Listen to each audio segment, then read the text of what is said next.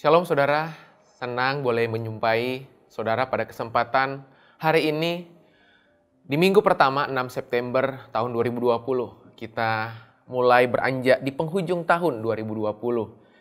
Saya berdoa keadaan dan kondisi saudara tetap terus dalam keadaan baik-baik saja dan kita tetap terus percaya bahwa Tuhan akan terus menolong kehidupan kita. Dia Allah Immanuel, Dia Allah yang akan terus menyertai kehidupan Anda dan saya. Dan pada kesempatan hari ini, sekali lagi 6 September 2020, minggu pertama di bulan September, saya akan berbagi satu topik, satu pelajaran yang saya beri judul Kristosentris, ya, hidup yang berpusatkan pada Kristus. Sebelum saya berbagi, kita terlebih dahulu tundukkan kepala sejenak, kita hampiri tahta kasih karunia Tuhan. Supaya Tuhan memberikan kita tuntunan, Roh Kudus memberi kita hikmat untuk kita boleh menangkap firman Tuhan dan kita boleh lakukan dalam keseharian kita. Mari tundukkan kepala, kita berdoa. Bapa, kami bersyukur buat kesempatan hari ini. Sekalipun dalam kondisi online, kami boleh kembali mendengarkan firman-Mu. Dimanapun kami ada, dimanapun kami hadir mendengarkan kebenaran ini, hamba berdoa, biar Roh-Mu yang kudus hadir di tengah-tengah kami. Roh-Mu yang kudus yang sudah berdiam di dalam kami, yang akan menyingkapkan setiap rahasia kebenaran firman-Mu. Sementara firman-Mu diberitakan Tuhan. Kau lihat, telusuri tanah hati kami Tuhan. Biar kebenaran ini tidak lalu begitu saja, tapi kebenaran ini mendobrak kehidupan kami. Kebenaran ini menyingkapkan rahasia yang terselubung supaya lewat kebenaran yang kami terima hari ini membuat kami mengerjakan kehendak-Mu, mengerjakan panggilan-Mu dalam kehidupan kami. Kami cinta firman-Mu dan kami siapkan hati kami untuk menerima benih firman-Mu. Hanya di dalam nama Yesus kami sudah berdoa, kami mengucap syukur. Bersama berkata, amin, amin. Oke, sekali lagi kita akan sama-sama belajar. Di hari ini, saya beri judul hidup yang berpusatkan pada Kristus atau Kristosentris. Kita sering menyebut diri sebagai orang Kristen tentunya. Ya, di mana-mana kita seringkali proklaim atau bahkan kita seringkali declare bahwa, hey, saya orang Kristen. Namun, tidak benar-benar dalam kehidupan kita menjadikan Kristus sebagai pusat. Ya, kita hanya sejauh menjadikan Yesus hanya sebagai seorang tokoh rohani. Yang kita tahu Kristus itu penuh kebaikan. Yang kita tahu Kristus itu penuh kemurahan hati. Yang kita tahu bahwa Kristus itu penuh kasih. Tapi kita tidak benar-benar menjadikan Kristus sebagai pusat kendali kehidupan kita. Bahkan tidak jarang kita hanya menjadikan kekristenan hanya sebagai simbol agama. Bahwa saya agama Kristen. Saya agama Kristen tidak menjamin bahwa saya menjadikan Kristus sebagai pusat dalam kehidupan saya. Nah, itu sebabnya pagi hari ini penting untuk kita sama-sama belajar bahwa Kristus harus menjadi pusat dalam kehidupan kita. Kristus harus memerintah penuh dalam kehidupan kita. Kristus harus mengendalikan seluruh aktivitas kehidupan kita. Menjadikan Kristus sebagai pusat adalah hal yang sangat penting dalam kehidupan kita. Dan waktu Anda menjadikan Kristus sebagai pusat kendali dalam kehidupan Anda, makanya jangan heran hal-hal di mana Anda bisa mengerjakan sesuatu secara tepat, itu menjadi hal yang biasa, ya, hal yang lumrah dalam kehidupan. Mari kita lihat sama-sama, ya, dari satu ayat, ya, dari kitab Filipi pasal yang ketiga, ayat yang ke-10. Sekali lagi, dari kitab Filipi pasal yang ketiga, ayat yang ke-10. Saya bacakan buat saudara, dari Filipi pasal 3 ayat ke-10. Yang ku kehendaki ialah, perhatikan baik-baik kalimat pembuka dari ayat ke-10 Filipi pasal 3. Yang ku kehendaki, kata Paulus. Terjemahan Alkitab bahasa yang lain berkata, satu-satunya yang saya inginkan. Artinya memang gak ada lagi yang lain yang menjadi hasrat, yang menjadi kerinduan terbesar Paulus. Satu-satunya yang saya inginkan, yang ku kehendaki ialah mengenal Kristus atau mengenal Dia dan kuasa kebangkitannya dan persekutuan dalam penderitaannya, di mana aku menjadi serupa dengan Dia dalam kematiannya. Menarik sekali ayat ini, ayat yang sering kali kita baca. Yang ku kehendaki ialah mengenal Dia. Jadi kalau kita membaca ayat ke-10, ada 3 hal yang penting di ayat ke-10. Mengenal Dia, kata Paulus. Lalu kemudian bersekutu dalam penderitaan Kristus. Lalu kemudian menjadi serupa dengan Dia. Segala sesuatu yang Paulus tulis di kitab Filipi, semua tentang Kristus. Semua tentang Yesus dalam kehidupannya. Mengenal Yesus, lalu kemudian bersekutu dengan Kristus dalam penderitaan, dan kemudian menjadikan Kristus sebagai sasaran perjalanan keserupaan dengan Kristus. Dalam terjemahan yang lain menarik. Saya akan bacakan. Satu-satunya yang saya inginkan ialah supaya saya mengenal Kristus. Jadi bagi Paulus, mengenal Kristus itu satu-satunya hasrat terbesarnya, satu-satunya kerinduan terbesarnya, dan mengalami kuasa yang menghidupkan dia dari kematian. Wow, ya, mengalami kuasa yang menghidupkan dia dari kematian. Saya ingin turut menderita dengan dia. Ya. Jadi Paulus sangat ingin turut terlibat, artinya bersekutu, terlibat. Menderita dengan Kristus dan menjadi sama seperti Kristus dalam hal kematiannya. Jadi semua yang kita baca di ayat ke-10, Paulus berkata dia menjadikan Kristus sebagai pusat, kristosentris. Nah, hari ini kita akan belajar, ya, apa tanda kita menjadikan Kristus sebagai pusat. Sekali lagi, kekristenan tanpa Kristus tidak ubahnya kekristenan seperti agama-agama yang lain. Yang membuat Kristen berbeda dari agama yang lain karena menjadikan Yesus sebagai pusat dan Dia berdiam di dalam kita. Itu yang bikin beda. Ya, kekristenan bukan agama, sebab kekristenan itu kehidupan yang kita bawa dalam keseharian. Makanya jangan heran kalau Anda bawa kekristenan sebagai paket agama, jangan heran tidak akan ada transformasi kehidupan di dalamnya. Karena Anda hanya tahu tentang agama, Anda punya pengetahuan tentang Yesus, tapi Anda tidak mengalami pribadi itu, Anda tidak mengenal pribadi itu dalam kehidupan Anda. Bahkan kalau kita membaca ayat ke-10 yang tadi kita baca, bahkan di ayat-ayat di atasnya, ya, perspektif Paulus waktu dia menuliskan kepada jemaat di Filipi mengubah segala sesuatu. Ya, apa yang dulu dipandang sebagai kebanggaan bagi Paulus, sekarang dianggap sebagai sampah. Saudara pasti tahu ayat itu. Apa yang dulu disebut keuntungan bagi Paulus, ya, sekarang terlihat sebagai kerugian. Hanya karena apa? Persoalan mengenal Yesus. Ya. Saya berdoa di menit-menit ini, kerinduan yang sama mulai terpatri dalam kehidupanmu. Bahwa sekali lagi bagi Paulus, yang dulu kebanggaan yang bukan Kristus, begitu dia mengenal Kristus, menjadikan Kristus sebagai pusat, yang ini kebanggaan jadi sampah.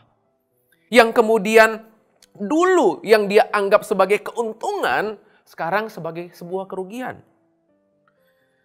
Bahkan bagi Paulus, penderitaan karena iman kepada Kristus bukanlah kehinaan, tetapi kehormatan. Wow. Biar contoh kehidupan ini akan mendorong kita benar-benar jadi pribadi kristosentris. Ya, orang-orang yang menjadikan Kristus sebagai pusat dalam bisnisnya, dalam pelayanannya, dalam apapun yang kita kerjakan, Kristus jadi pusat. Nah, kita akan lihat sama-sama dengan cepat, ya, apa tanda seseorang menjadikan Kristus sebagai pusat. Oke? Apa ciri khas dari seseorang yang menjadikan Kristus sebagai pusat. Kita akan ekspositori Filipi pasal yang pertama. Ya, kita akan lihat bersama-sama Filipi pasal yang pertama ayat 20 dan seterusnya. Ya, hari ini ada 3 poin saya mau bagikan dengan cepat. 3 tanda utama, 3 parameter. Kalau Anda berkata Kristus itu udah jadi pusat dalam kehidupan Anda. Filipi pasal yang pertama ayat yang ke-20. Filipi pasal pertama ayat 20. Sebab yang sangat kurindukan dan kuharapkan. Saya senang banget waktu membaca perlahan-lahan merenungkan tentang Filipi pasal yang pertama. Ya. Dan pasal-pasal berikutnya dari kitab Filipi. Menarik, ada berkali-kali terlihat sekali bentuk emosi, bentuk perasaan yang Paulus utarakan, yang Paulus sampaikan kepada jemaat Filipi. Ya. Sebab yang sangat kurindukan dan kuharapkan ialah ayat 20, bahwa aku dalam segala hal tidak akan beroleh malu, melainkan seperti sedia kala, demikian pun sekarang. Kristus dengan nyata dimuliakan di dalam tubuhku, baik oleh hidupku maupun oleh matiku. Dalam terjemahan versi yang lain, di ayat yang sama, yang saya sangat inginkan dan harapkan. Jadi sekali lagi hasrat terbesar, gairah terbesarnya Paulus, desire terbesarnya Paulus adalah yang dia inginkan dan dia harapkan sederhana. Rupa-rupanya dalam kehidupan Paulus udah menyatu hasratnya, udah menyatu, menggumpal jadi satu. Hasrat, keinginan, harapan, keinginannya. Supaya jangan sekali-kali saya gagal dalam tugas saya. Apa sih yang menjadi tugas Paulus? Dia nggak mau gagal. Sebaliknya saya berharap supaya setiap saat itu berarti tiap waktu. Terutama sekali sekarang.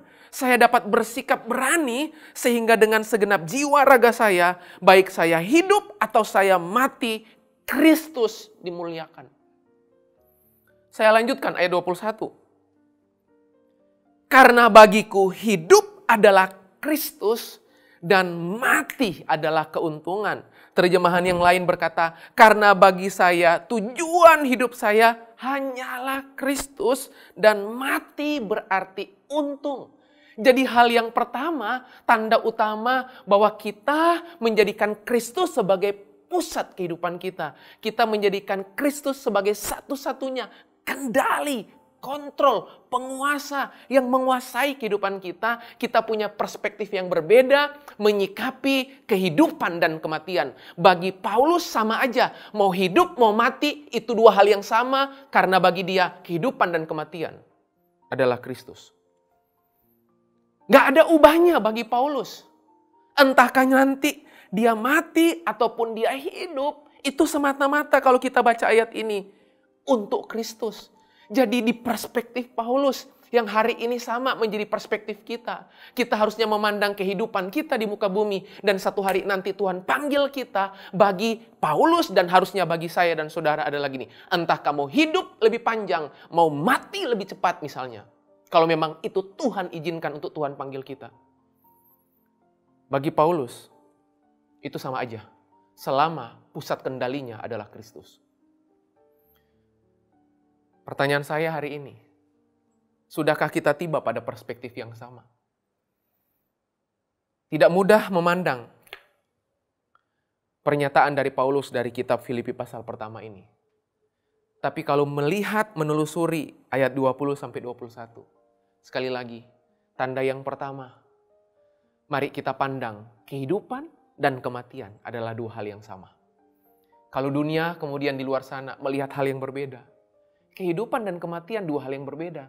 Tapi bagi Anda dan saya yang menjadikan Kristus sebagai pusat, entahkah saya hidup maupun nanti saya mati, itu sama di pemandangan saya. Kenapa? Karena itu yang Paulus, itu yang firman Tuhan sampaikan.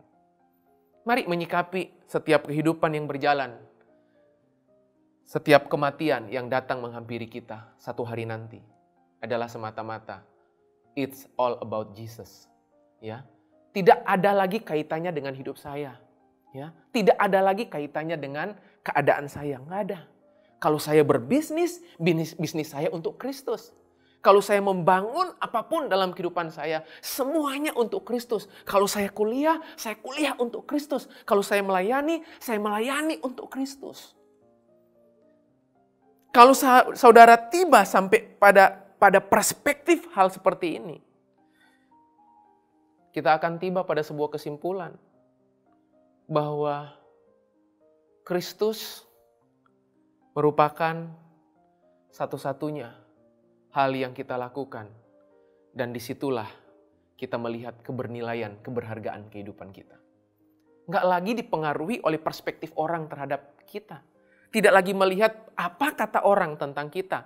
Tidak terganggu dengan penilaian orang terhadap kita. Sebab yang terutama Paulus bilang adalah dia nggak beroleh malu. Karena Kristus. Supaya lewat tubuhnya Kristus dimuliakan. Lewat jiwanya Kristus dimuliakan. Lewat hidupku Kristus dipermuliakan. Dan lewat matiku Kristus dimuliakan. Sekali lagi hal yang pertama, kristosentris adalah melihat kehidupan dan kematian adalah dua hal yang sama.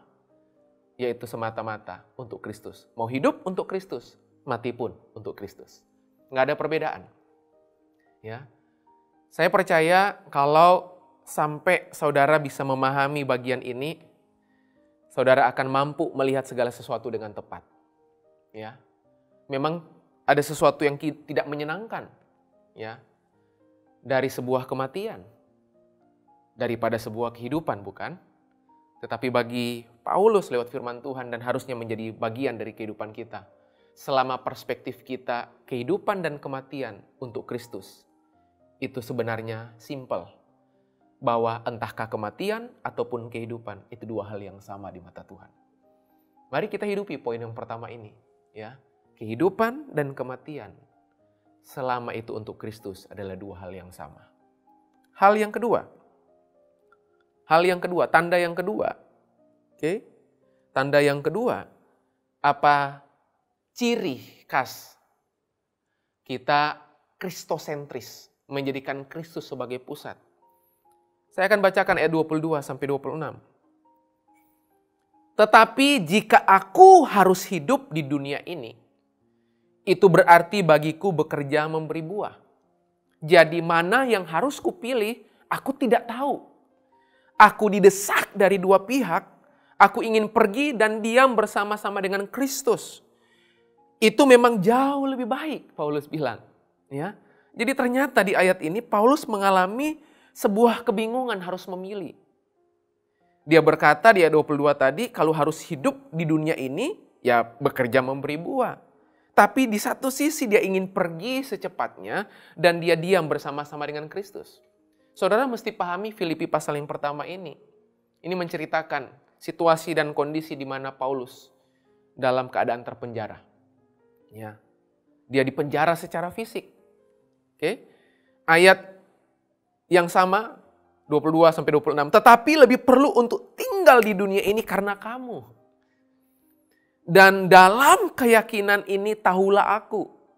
Aku akan tinggal dan akan bersama-sama lagi dengan kamu. Sekalipun supaya aku akan tinggal dan akan bersama-sama lagi dengan kamu sekalian. Supaya kamu makin maju dan bersukacita dalam iman.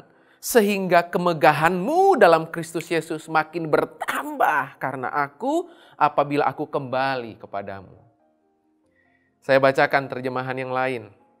Tetapi kalau dengan hidup di dunia ini, saya dapat melakukan pekerjaan yang lebih berguna. Maka saya tidak tahu mana yang harus saya pilih. Saya ditarik dari dua pihak. Saya ingin sekali meninggalkan dunia ini untuk pergi tinggal dengan Kristus. Sebab itulah yang paling baik, bayangkan. Bagi Paulus dipanggil kematian menjemput kehidupannya, itu hal yang biasa, itu hal yang oke-oke saja bagi Paulus.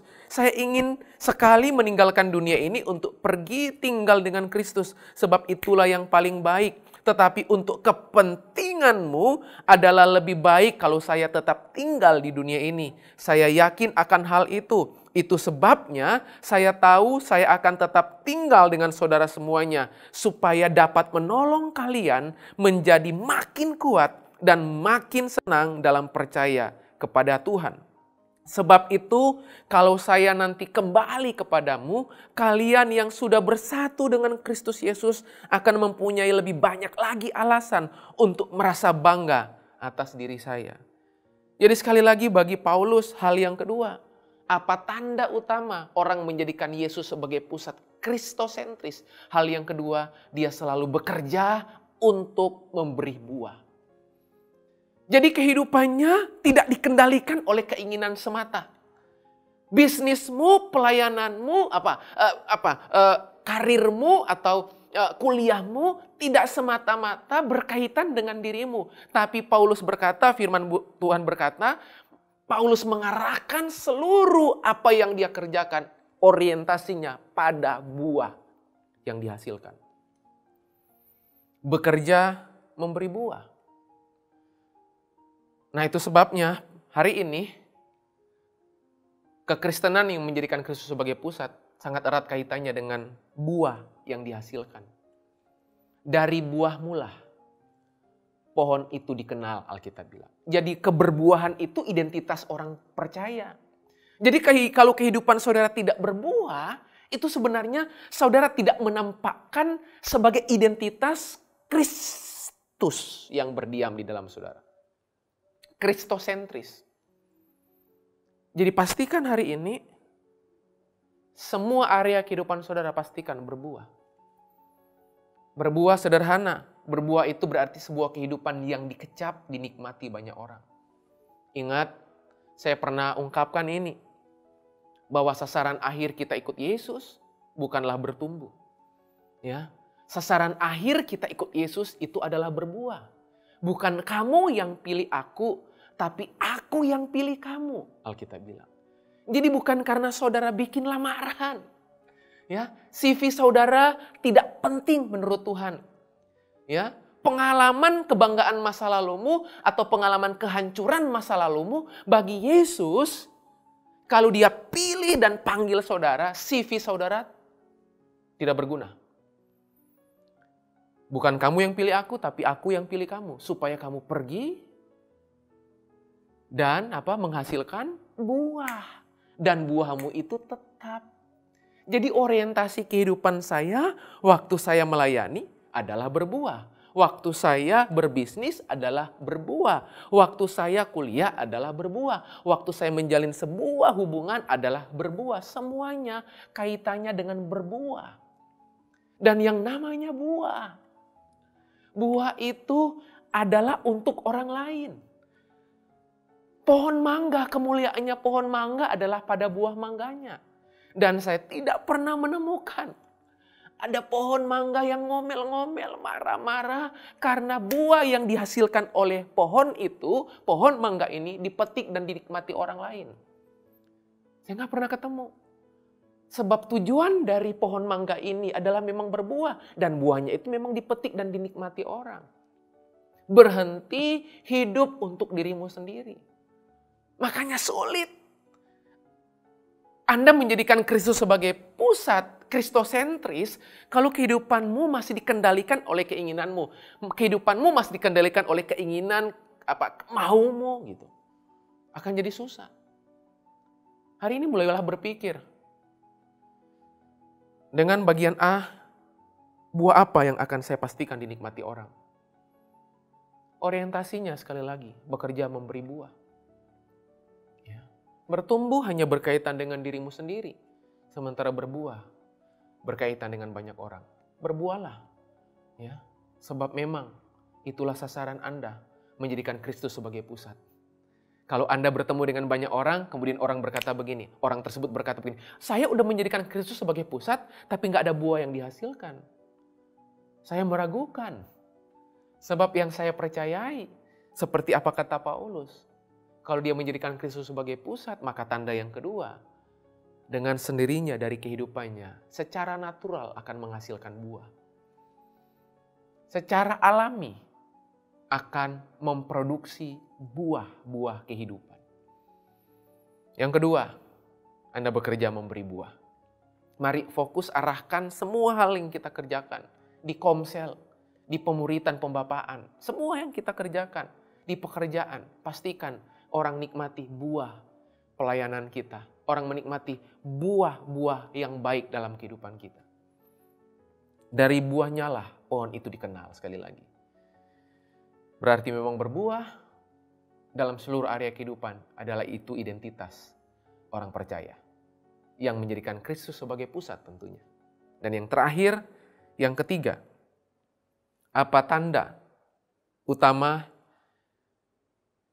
kita menjadikan Kristus sebagai pusat? Atau sekali lagi, kristosentris. Filipi pasal 1 ayat 29 sampai 30. Filipi pasal yang pertama ayat 29 sampai 30. Saya bacakan buat saudara, sebab kepada kamu dikaruniakan. Wow. Ya. Apa sih yang dikaruniakan kepada saudara dan saya?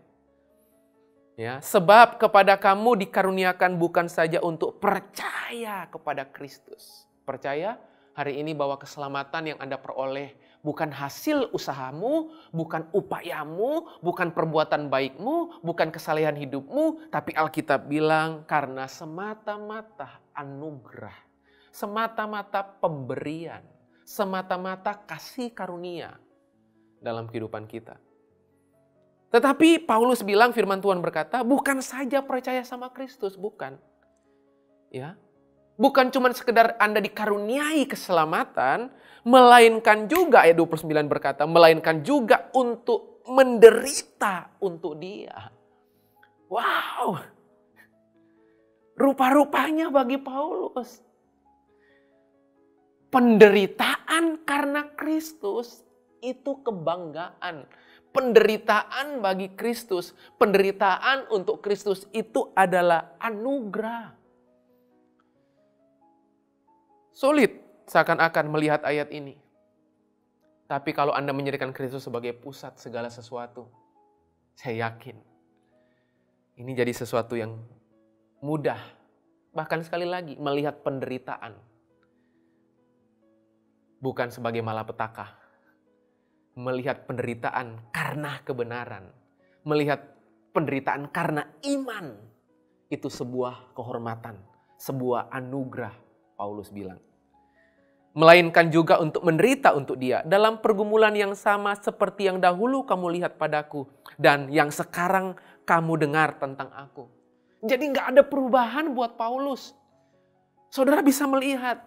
Tidak ada perubahan sama sekali. Entahkah Paulus bilang, zaman yang sebelumnya, yang dahulu kala sampai hari ini. Sampai pada saat dia menulis kitab Filipi. Sampai kemudian di akhir penghujung kehidupannya. Nggak ada yang berubah, dia bilang. Kalau toh dia menderita, adalah sebuah anugerah. Menderita bagi Kristus adalah anugerah. Hal yang ketiga, apa tanda utama kita menjadikan Kristus sebagai pusat? Memahami bahwa kesulitan, memahami bahwa penderitaan, memahami bahwa pergumulan karena Kristus itu anugerah. Itu anugerah. Ya, harusnya itu kebanggaan kita. Itu anugerah. Ayat yang sama, saya bacakan terjemahan yang lain. Sebab Allah sudah memberi anugerah kepadamu. Bukan hanya untuk percaya kepada Kristus. Tetapi juga untuk menderita bagi Kristus. Bayangkan saudaraku, pahamkah saudara dengan ayat ini? Jadi di cara berpikirnya Paulus, di perspektif Paulus memandang dan melihat penderitaan secara khusus. Bagi Paulus, penderitaan demi Kristus, menderita bagi Kristus itu anugerah. Sama seperti halnya saudara menerima keselamatan itulah kasih karunia, anugerah. Sama Paulus bilang, dia menderita bagi Kristus karena dia diselamatkan. Yang Anda adalah anugerah, ini adalah anugerah juga menderita bagi Kristus. Wow, Anda percaya keselamatan itu anugerah? Dengan secepatnya saudara akan berkata, yes, keselamatan itu anugerah. Pertanyaan saya kedua hari ini, percayakah saudara menderita demi Kristus, menderita bagi Kristus, menderita untuk Kristus adalah anugerah? Sama seperti halnya Anda menerima anugerah keselamatan? Saudara mungkin mulai ragu menjawab kan? Kenapa? Karena ada yang gak tepat di cara berpikirmu, di perspektifmu melihat. Sekali lagi, menderita karena Kristus bukan malapetaka. Menderita bagi Kristus adalah kehormatan, kebanggaan. Sekali lagi Bapak Ibu Saudaraku, yang terakhir yang ketiga. Bahwa memahami penderitaan adalah bagi Kristus adalah sebuah anugerah. Memahami bahwa penderitaan karena Kristus adalah kasih karunia. Inilah 3 tanda, inilah 3 ciri, inilah 3 karakteristik. Kristosentris. Orang yang menjadikan Kristus sebagai pusat. Ya, hidup yang berpusatkan pada Kristus. Ada 3 tanda. Yang pertama, memandang kehidupan dan kematian adalah hal yang sama. Yang kedua, kita belajar hal yang kedua tadi, bekerja, memberi buah. Bukan lagi tentang saya, tetapi tentang Kristus. Ya, pelayanan bukan lagi tentang saya, tapi tentang Kristus. Segala sesuatu yang kita kerjakan tentang Tuhan. Dan yang terakhir, memahami bahwa penderitaan karena kebenaran, karena iman kepada Kristus adalah anugerah. Saya berdoa di hari ini kita benar-benar memahami, kita benar-benar mengambil waktu menjadikan Kristus sebagai pusat. Ya, menjadikan Kristus sebagai satu-satunya penguasa tunggal dalam kehidupan kita, kristosentris. Doa saya, selamat menghidupi gaya hidup kristosentris, kehidupan yang berpusatkan pada Kristus. God bless you all, Tuhan Yesus memberkati.